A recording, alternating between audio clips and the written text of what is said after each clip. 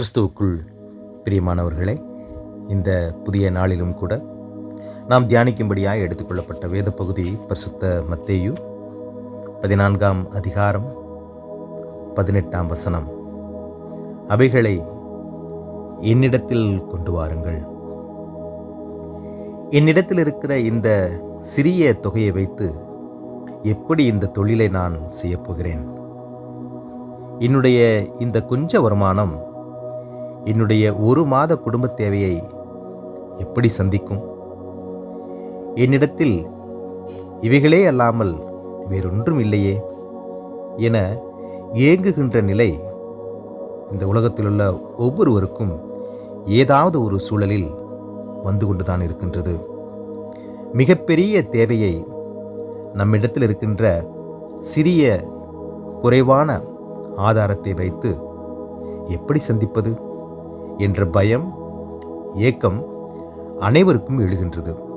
ஆனால் எனக்கு பிரியமானவர்களே, இந்த கேள்வியில் ஏக்கத்தில் இருக்கின்ற ஒவ்வொருவருக்கும் உலக இரட்சகராகிய ஆண்டவர் இயேசு கிறிஸ்து கொடுக்கின்ற வார்த்தை, அவைகளை என்னிடத்தில் கொண்டு வாருங்கள். மத்தேயு 14ஆம் அதிகாரம் 18ஆம் வசனத்தில் இதற்கான காரியங்களை நாம் பார்க்கிறோம். 5000க்கும் மேலான ஜனங்களுக்கு உணவளிக்கும் அளவிற்கு சீடர்களிடத்தில் உணவில்லை. அவர்களிடத்தில் இருந்தது வெறும் 5 அப்பமும் 2 மீனும் தான். ஆனால் அவைகள் ஆண்டவராகிய இயேசு கிறிஸ்துவின் கரத்தில் வந்தபொழுது அவைகள் மகிமையடைந்து அனைத்து ஜனங்களுக்கும் உணவளிக்கக்கூடியவைகளாக மாறின.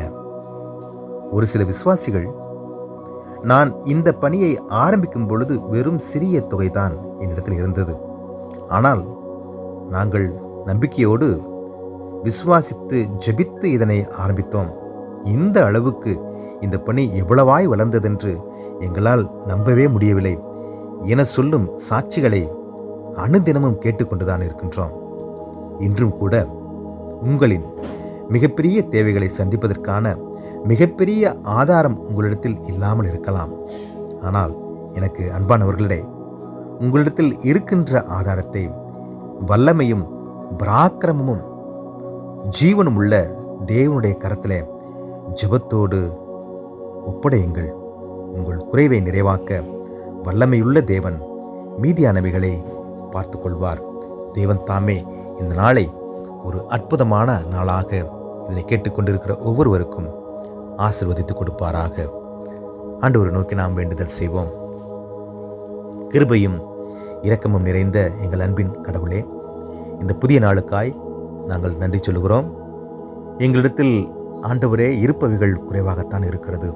ஆனால் ஆண்டவரே, எங்களுடைய தேவைகள் மிகப்பெரிய அளவிற்கு இருக்கிறது என்று சொல்லி மனதளவிலே சிந்தித்து ஜெபித்து கொண்டிருக்கிற பிள்ளைகளை நீர் கண்ணோக்கி பார்க்கும்படி நாங்கள் ஜெபிக்கிறோம்.